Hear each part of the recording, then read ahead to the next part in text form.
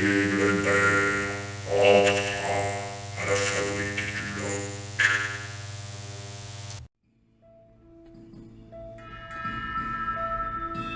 Alors, l'objectif est de prendre cette quille que nous avons créée avec un profil d'un tuto précédent et de voir si on peut l'imprimer. Pour ça, je vais me servir d'un outil qui est accessible en mode Edit, qui est un add-on de Blender qu'on peut voir donc en mode Edit déjà, et par l'onglet ici qui s'appelle 3D Printing. Voilà, hein, il y a l'onglet Tools, l'onglet 3D Printing, enfin il y a bien d'autres. Voilà, alors je vous présente un petit peu tout ça. Ici, c'est la zone de tous les ennuis que j'ai paramétrés, hein, les surplombs, les faces qui se superposent, les choses comme ça. On va voir au fur et à mesure. Et ici, c'est le diagnostic que fait Blender grâce à cet outil lorsque je lui demande d'analyser, d'ausculter, si j'ose dire, le maillage. Alors, pour ça, donc je vais utiliser le bouton Check All. Bien sûr, si je ne sélectionne pas l'objet, Check All ne donne rien du tout. Donc il faut déjà que je le sélectionne en cliquant gauche dessus. Et je fais Check All. C'est-à-dire, je lui demande d'analyser. A priori, il ne s'est rien passé. Ben, si je regarde malgré tout dans l'espèce de journal qu'il y a en dessous, ici, vous avez l'output, c'est une journal. Vous voyez que deux boutons sont actifs. Un non-manifold edge, c'est-à-dire des trous. En gros, il y a 66 trous dans cet espace, dans ce maillage. Et overhang, c'est les suspens, les faces en suspens. Voilà, les surplombs, ce qu'on appelle. Alors si j'appuie sur non-manifold, c'est pas très visible à l'écran, mais si on regarde de plus près, ici j'ai un point jaune qui apparaît. Ça veut dire qu'à cet endroit, eh bien, j'ai toute une convergence qui laisse un petit trou, ce qui n'est pas bon du tout pour l'impression et pour d'autres choses d'ailleurs. Alors, pour pouvoir corriger ça, il se trouve que là, pour les manifolds, il y a un outil très, très bon qui est la Make Manifold, c'est-à-dire qui rend, qui corrige les trous, et le point jaune a disparu lorsque je fais un check all. Et je peux voir après, quand je vais faire un check all, que eh ben, les non-manifolds ont disparu et sont à zéro. Ça, c'est très pratique, très très pratique en particulier pour les scans. Deuxième point, donc les surplombs, il y en a 132. On clique dessus pour les voir. Alors vous voyez que ça a activé les zones de surplomb par rapport au plan horizontal, bien sûr.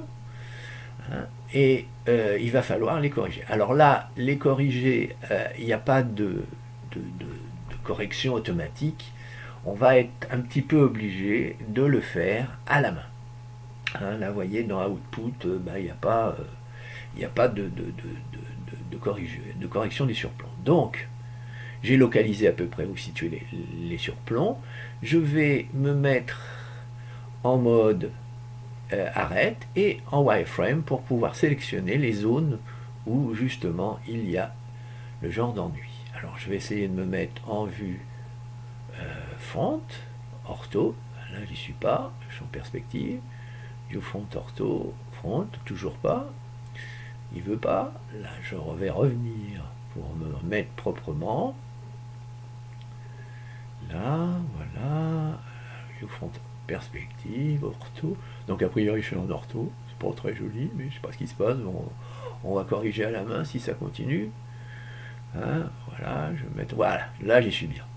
Donc là j'ai vu que c'était cette zone-là qui était un peu défaillante, donc je vais sélectionner en mode boîte et en wireframe, surtout en wireframe, parce que ça me permet de tout sélectionner, ce que je vois et ce qui est derrière.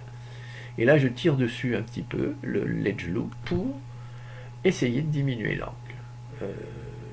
Ça me convient moyen, c'est pas suffisant parce que 45 degrés que j'ai choisi comme le paramètre, voilà, je tire un peu plus dessus. Ici en bas c'est corrigé, mais je pense qu'en haut ça doit être un peu juste. On va voir, on va peut-être se mettre en mode face. Ouais, oui, on va faire un quick, un petit diagnostic, on regarde ce que ça donne. Ah, il en reste quand même 132, donc on va regarder. Hop, Oui, bien sûr, celle du haut est encore importante.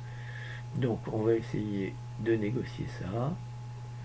Donc là je me remets ici, je vais sélectionner en mode boîte. Ah oui, mais j'ai pas désélectionné, ce qui est très mauvais. Donc je fais A, je désélectionne tout. Je vais reprendre donc l'edge loop qui est au milieu et tirer dessus un peu pour voir si je peux diminuer la pente toujours. Et puis je vais prendre celui dessus. Là encore, j'ai pas désélectionné, ce qui est pas bon. Je reprends, voilà. C'est un travail très minutieux, il faut un peu de patience. Voilà. Là, théoriquement, les pentes devraient être bonnes. Je vais repasser ici en mode face. Je vais faire un quick check all. Ouais, 90. Ah, j'ai diminué un peu. 99, j'ai diminué un peu. C'est bon là. Si je monte, je vais voir que là, ah bah là, il faut que je corrige encore.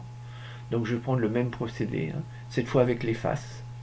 Je vais prendre l'intérieur des faces qui est au-dessus. Alors là, c'est dans la sélection, il faut bien prendre. Là, c'est facile. On prend l'ensemble des facettes et on diminue en scale, hein, bien sûr. Voilà. Là, les pentes, là, je suis mieux que 45 degrés. Et au-dessus aussi, il faut que je prenne. Alors là aussi, il faut que je sélectionne, a priori. Oui, si je sélectionne les edges, ça ne va pas aller. Je suis en mode face, donc je vais plus haut, je sélectionne les faces, hein, je prends bien les points du centre, voilà, et je fais un scale pour diminuer la pente. Ça devrait aller, là j'exagère un peu pour que vous voyez bien, c'est peut-être pas nécessaire d'aller si loin. Bon, alors maintenant je prends tout et je fais un check all pour voir ce que ça peut donner. Voilà, je vais faire le check all, voilà. Et a priori, vous voyez, tout est à 0, sauf les think face et un overhang 33 qui demeure. Mais ça, je crois savoir d'où ça vient. Effectivement, ça vient du bas. Ça, c'est pas gênant parce que ça, là, c'est là où va poser sur le plateau de l'imprimante 3D l'objet en question. Donc ça me gêne pas. Pour les ThinkFiles, a priori, c'est pas très gênant. Les ouvrages disent que c'est pas très gênant. De toute façon, on verra un autre moyen de les corriger si c'est nécessaire. Voilà. J'ai à peu près diagnostiqué l'ensemble. Ça semble bien. Je vais repasser en mode solide, object déjà, et en mode solide. Voilà, ouais, c'est pas mal, ça n'a pas bougé la forme de la quille. Tout semble bien pour pouvoir exporter par le bouton export qui va exporter un fichier STL. Voilà, c'est terminé.